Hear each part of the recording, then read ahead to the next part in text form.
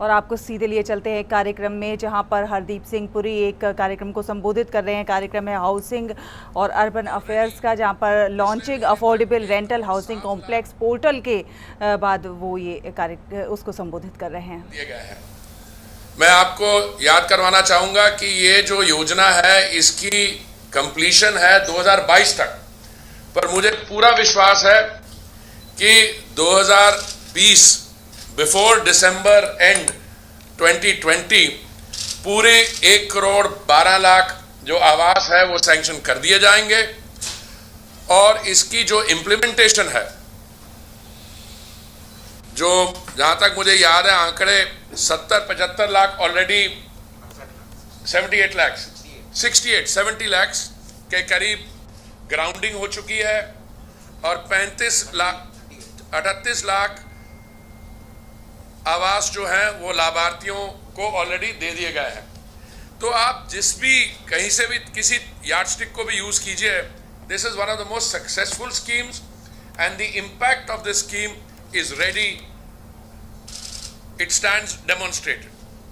पर कोविड महामारी के दौरान हमारा कुछ ऐसा एक्सपीरियंस हुआ। देखिए, अफोर्डेबल हाउसिंग चाहे वो प्राइवेट सेक्टर में हो, चाहे प्रधानमंत्री आवास योजना के माध्यम से, अफोर्डेबल हाउसिंग जो है पिछले मैं समझता हूं 2 डेकेड्स की डोमिनेंट थीम रही है, वो उससे पहले की भी। तो प्रधानमंत्री आवास योजना के द्वारा 1 करोड़ 12 लाख आवास सैंक्शन करना और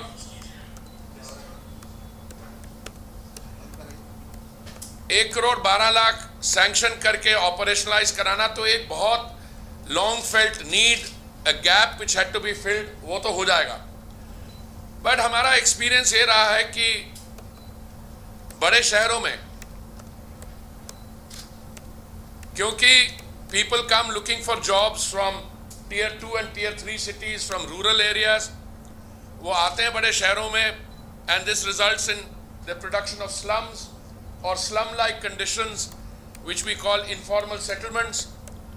और मान लीजिए आपकी जो भी एस्पिरेशन है कि आपका अपना मकान हो, वो मकान तो आपका होगा जहां पे आपके रहने की जगह है, आपके स्टेट में, आपके गांव में।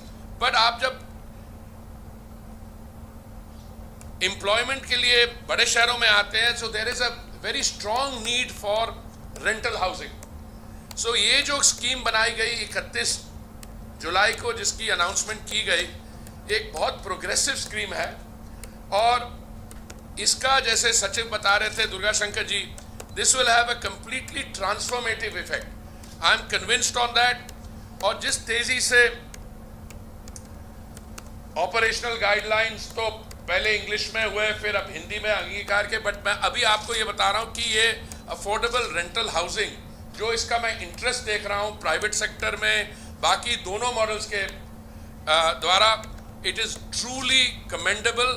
और मुझे पूरा विश्वास है कि जो अभी तो कई जो पहले आवास बनाए गए थे, they may have been used as Covid care centres, but जब हम इसकी प्रोसेसिंग कर रहे थे अप्रूवल के लिए, तो बड़े अच्छे सुझाव आए। एक सुझाव ये था कि जो बड़े उद्योगपति हैं, जो जिनके कारखाने जो हैं अर्बन एरियाज के पेरिफेरी में, वो शायद चाहें इसमें इन्वेस्टमेंट करना और डॉर्मेट्री लाइक या 1 और 2 बेडरूम टेनेमेंट्स बनाए, या जो पहले से टेनेमेंट बने हुए हैं, या there can be other people who can get together and form this. So मुझे विश्वास है कि अभी 31 जुलाई, which is the 7th month in the year, अभी 3 महीने के अंदर ऑलरेडी हमने इतनी उन्नति की है। आने वाले 3 और 6 महीने में मुझे पूरा विश्वास है that this scheme will see maturity, it will see implementation. और अब सेक्रेटरी साहब ने कहा कि जब लोग एम्प्लॉयमेंट ढूंढने शहरों में आएंगे, they will not have to live in slums. इसके मैं समझता हूँ 2 एक्सप्लेनेशंस हैं। एक तो क्योंकि हम अच्छे according to modern green norms ये अफोर्डेबल रेंटिंग हाउसिंग कॉम्प्लेक्सेस बनेंगे, तो वो they will not be slums to begin with. But जो लोग इनफॉर्मल सेटल्स में ऑलरेडी रहते हैं, कुछ तो प्रधानमंत्री आवास योजना के तहत ऑलरेडी वो, जैसे हमारा कठपुतली कॉलोनी है या बाकी शहरों में है। कल मैं नरेटको के साथ एक मीटिंग कर रहा था और उन्होंने कहा कि जो भी बड़े शहरों में ऐसी इनफॉर्मल सेटलमेंट्स है, शायद हमें ऐसी कोई योजना बनानी चाहिए कि वहाँ पे अगर हाउसिंग कॉम्प्लेक्सेस बने तो maybe they can be given some tax incentivisation. हमने कहा we would be willing to consider it. Slums या इनफॉर्मल सेटलमेंट्स को बड़े शहरों में, बड़े शहरों का मतलब है जो हमारे मेगापोलिस है, वहाँ से क्लियर करना, ये मोदी जी की सरकार की एक पुरानी, and we are working on it on many fronts, Pradhan Mantri Awas योजना, new rental housing, etc. So I think the secretary is totally right when he points to that, and I think the new cities, जैसे दिल्ली के मैं जब बात कर रहा हूँ या इंडिया की अर्बन इंडिया की बात करो, अभी तक लेके, अब से लेके 2030 तक, मैं जब तक सस्टेनेबल डेवलपमेंट गोल्स जो एजेंडा 2030 है, जब कंप्लीशन होगी यूएन के जो सस्टेनेबल डेवलपमेंट गोल्स हैं, मैं समझता हूँ 70% जो हमारा अर्बन स्पेस है दैट विल बी रीबिल्ड। और उस रीबिल्डिंग की आप दिल्ली में एग्जांपल्स देख रहे हैं।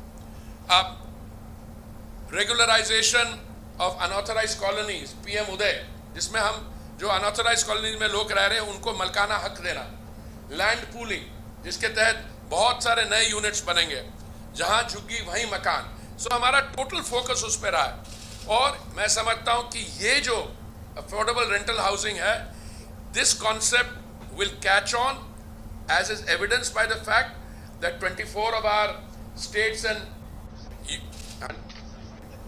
they have signed memorandums of agreement, but more than signing, I see political will on the part of the chief ministers and the state government. I see concrete movement on the ground between the stakeholders, and the budgetary support is coming, and the private sector will step in, because God forbid, देखिए, thanks to the Prime Minister's very effective and comprehensive steps, we were able to avert a major disaster on COVID. अब मैं, I can speak with great confidence, not as the Minister for Housing and Urban Affairs, but as a member of the group of ministers on the COVID. I am a member of that group. देखिए, India was one of the first countries to start screening passengers who came on international flights. हमने सारे अपने अंतर्राष्ट्रीय हवाई अड्डों पे thermal screening चालू करवाई थी। हमने चीन से, we were one of the first countries to stop flights from China. वी सेपरेटली repatriated people coming in from Wuhan and the other hotspots in the world, but we stopped that. और हमने जो टोटल लॉकडाउन किया 23 मार्च को, उससे we were able to buy time to produce a health infrastructure.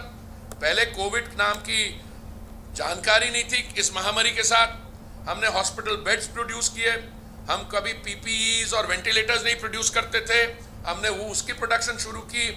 जो Covid related pharmaceutical products हैं जैसे hydroxychloroquine etcetera, we were able to produce those in large measures, export. मैं आपको बताना चाहता हूँ, the other ministry which I have the privilege of being associated with, 1500 ton हम medical equipment बाहर से लाए, मेडिकल सप्लाईज और इक्विपमेंट। देश भर में 970 टन हमने लाइफलाइन उड़ान में मेडिकल इक्विपमेंट और पीपीईज और सारी डिस्ट्रीब्यूट की। 30 टन मेडिकल सप्लाईज हमने एक्सपोर्ट की। तो वो जो टुडे, आज हमारी क्या स्थिति है, आप अगर आंकड़े, you know, if you read statistics, वो किसी इकोनॉमिस्ट ने कहा था, there are lies, damn lies and statistics. मैं आपको कुछ एनालिसिस देना चाहता हूं। इस समय हम डेली बेस पे, on a continuous basis, we are testing over 10 lakh people a day, over 10 lakh. Now this is a phenomenal number. हमारा पॉजिटिव रेट क्या है? मान लीजिए आप 100 लोगों को टेस्ट करते हैं तो 100 में से पॉजिटिव कितने निकलते? चार निकलते हैं, 4 to 5%। कल मैं स्टैटिस्टिक, मैंने क्वेश्चन किया, मैंने कहा ओवरऑल 5 बता रहे हैं, देखियो कहाँ हायर, और वैसे 4 के आसपास, 4-5 में एवरेज पड़ती है। आपका मोर्टेलिटी रेट क्या है? ना 1.5% तो ओवरऑल एवरेज बनती है, but actually mortality rate is close to 1। तो अगर आप बाकी देखिए, मैं इस प्रोफेशन में आने से पहले मेरा 40 साल में एक और प्रोफेशन में था, और जब मैं एम्बेसडर था यूएन में, जनीवा में और न्यूयॉर्क में, उस समय मुझे थोड़ा एक्सपीरियंस हुआ बाकी एपिडेमिक्स के साथ डील करने का, जैसे सार्स, एबोला। देखिए सार्स का जो मोर्टेलिटी रेट है दुर्गा शंकर जी 17% था। तो कुछ मेरे कोलीग हैं वो अभी शायद खुश नहीं होंगे, मैं उनको याद कर रहा हूँ, वो कह रहे थे अरे भाई साहब इससे क्या डरने की बात, हमने सार्स को लपेट लिया। नहीं, that's not correct attitude, because इसका कंटेजन बहुत क्विक है इसका। बट अच्छी बात यह है कि क्योंकि हमने टाइमली एक्शन लिए, उससे जबरदस्त टेस्टिंग की, positive rate is only 4 to let's say 5% for sake of an argument. You know what the recovery rate is? 87%. मतलब मान लीजिए 100 लोगों को आप टेस्ट करते हैं, उसमें 4 जो हैं वो इन्फेक्टेड पॉजिटिव आते हैं, पर उसमें 87 आउट ऑफ द 100 रिकवर। और जो हमारी मोर्टेलिटी भी हो रही है, अगर उस मोर्टेलिटी रेट को भी आप एनालाइज करें तो उसमें क्या निकलता है कि मोर्टेलिटी उन लोगों की हो रही है जो प्री एग्जिस्टिंग कंडीशंस थी या जो कोमॉर्बिडिटीज थी। तो ये सार्स का तो मैं समझता हूं प्रधानमंत्री जी को, the whole country, and I think he has formed a template for the rest of the world, effective comprehensive action not only by the central government, by the state governments, and the COVID battle has been fought at the ground level in district. But one problem that we found कि इसमें हमारी society में कुछ sections थे जो बहुत ही vulnerable थे, वो थे माइग्रेंट वर्कर्स। तो ये जो हमने